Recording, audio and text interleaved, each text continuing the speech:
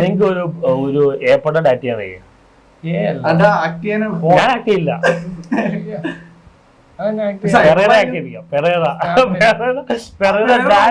Pereira natural acting ആയിരിക്കും. Cuttle പറയാൻ പുള്ളി നിർത്തില്ല.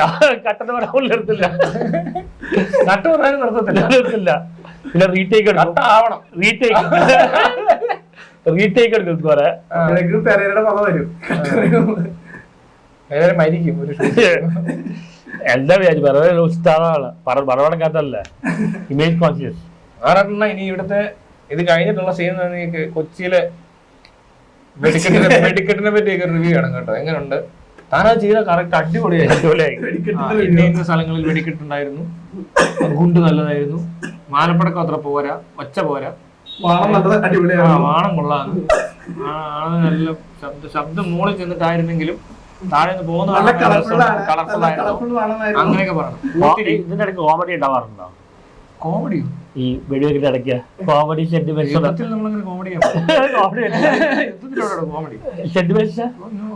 പാടില്ല, ഇമോഷണൽ ഇല്ല, പ്യൂർലി ലോജിക് ആണ്. മാറല്ലേ യുദ്ധം തുടങ്ങിയപ്പോ കേണൽ മേജറെ കേണല് അങ്ങനെയുള്ള മാറും. നമ്മൾ അസുഖം മാറിക്കും. നിങ്ങളെ ചില ബോഡി പാർട്സ് എല്ലാം ഇൻസ്പെക്ട് ചെയ്യേണ്ട കാലം കഴിഞ്ഞു. അതിപ്പോഴും വർക്കിംഗ് ആണോ അറിയാം. ഉപയോഗിച്ച് പോയോ വർക്ക് ചെയ്യാതിരുന്നാലാണ് തുരുമ്പിച്ചു പോകും.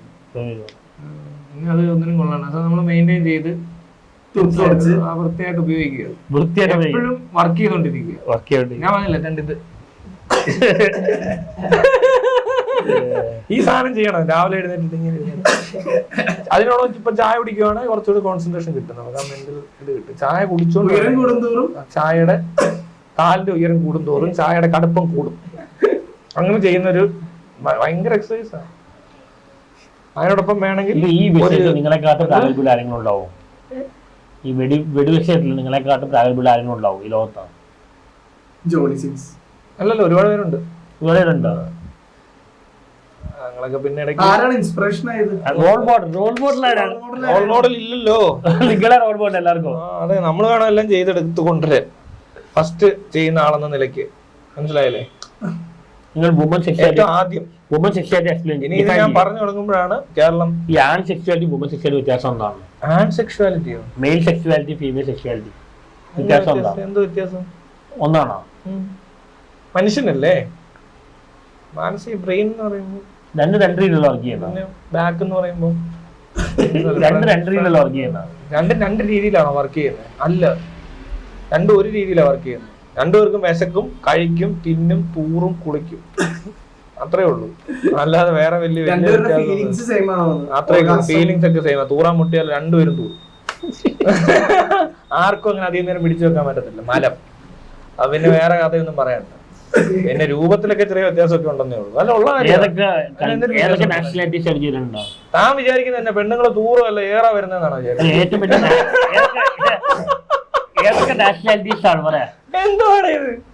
ബയോളജി പിന്നെ ശരിയാ, അർത്ഥമുണ്ട് കേട്ടോ. അത് ചെറിയ വ്യത്യാസമുണ്ട്. അത് നമുക്കില്ല. പ്യൂർ ആണെന്ന് പറഞ്ഞു. Pure blood. പിന്നെ ഇടയ്ക്ക് ഇച്ചിരി കുടിക്കണം. വൈൻ കുടിക്കുന്നത് ഇങ്ങനെ കപ്പിലൊക്കെ എടുത്ത് വെച്ചിട്ട്. അതൊന്നും വേണ്ട. അയ്യോ, ഇതൊക്കെ ഇതിനകത്തുള്ളതാ കേട്ടോ. ഞാൻ കുറച്ച് ബ്ലഡ് എടുത്ത് വെച്ചേക്കാം അതിന് വരുമ്പോ. അയ്യേ, ബ്ലഡ് കാണാൻ പറ്റും. ബ്ലഡ് കാണാൻ വൈൻ കുടിച്ചിട്ടുണ്ടോ? വൈൻ കുടിച്ചിട്ടില്ല. ആ വൈൻ ഗ്ലാസ്സിലാണ് ഇത് എടുക്കുന്നത്. Blood phobia. എന്നിട്ട് സിപ്പ് ചെയ്ത് 3 സിപ്പിനുള്ളിൽ തീർത്താണ്. അങ്ങനെ ക്വാളിഫൈ ചെയ്യുന്ന ആൾക്കാർ അടുത്ത ലെവലിലോട്ട് പ്രോമാക്സ്. ഈ പീരിയഡ്സ് സമയത്ത് എന്ത് ചെയ്യും ആണുങ്ങള്? ഹസ്ബൻഡ് വൈഫ് ആണെങ്കിൽ അവര് മോണോഗമസ് ആണെങ്കിൽ എടോ, ഹസ്ബൻഡ് വൈഫ്. ഇപ്പൊ വൈഫിന് സെക്സ് ചെയ്യാൻ താല്പര്യമുണ്ട്, ചെയ്യാം.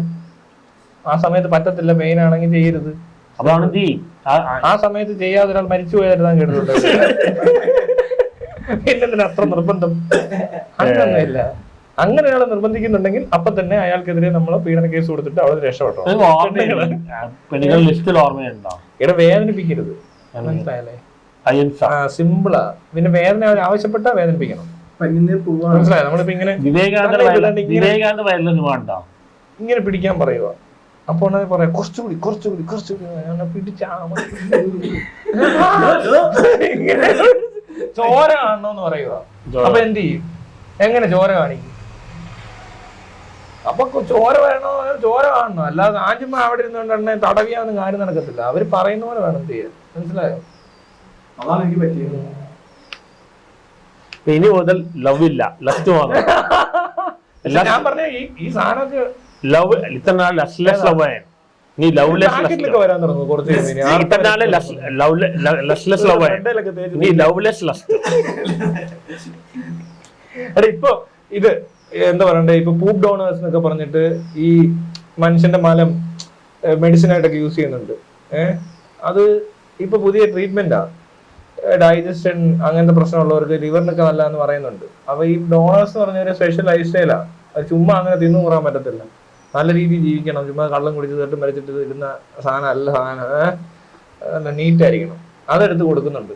കുറച്ചാളെ ഈ ആർത്തവ രക്തത്തിനകത്ത് എന്തെങ്കിലും ഉണ്ടെന്ന് പറഞ്ഞിട്ട് അത് കുടിക്കാൻ തുടങ്ങിയാലൊക്കെ എന്തോ ആയിരിക്കില്ല. പണ്ട് മൂത്രമൊക്കെ നമ്മുടെ ആരെങ്കിലും സ്വയം ഒഴിച്ച് ഇങ്ങനെ കുടിക്കുക എന്ന് പറഞ്ഞു. മൂത്രം കുടിക്കുന്ന ആൾക്കാരുണ്ടല്ലേ? ഗോമൂത്രം. ഈ കഴിഞ്ഞിടയ്ക്ക്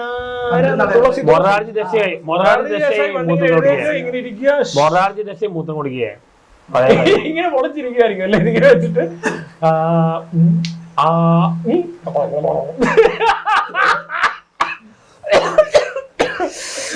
അങ്ങനെ ആയിരിക്കും അല്ലേ? നമ്മൾ അങ്ങനെ ചിന്തിക്കുന്നോണ്ട് കുഴപ്പമുണ്ടോ? മൂത്രം കുടിച്ചു അല്ലെങ്കിൽ ഇതുപോലെ ഇപ്പൊ മലത്തിന്റെ സാധനം വന്നു ഇനി ആർത്തവ രക്തത്തിൽ എന്തെങ്കിലും ഗുണം ഉണ്ടാകും. റിസർച്ച് ചെയ്താൽ നമുക്ക് വേണം പേറ്റന്റ് എടുത്തിട്ട് ആൾക്കാരെ കുടിപ്പിക്കാം. പാക്കറ്റൊക്കെ ആക്കി കൊടുത്തുവിടാം. ലോകം മുഴുവൻ എക്സ്പേർട്ട്. ഇവിടെ ആണ് അശുദ്ധി കളയാൻ പറ്റേക്കുമായിരിക്കും. ചീപ്പ് റേറ്റിന് കിട്ടും.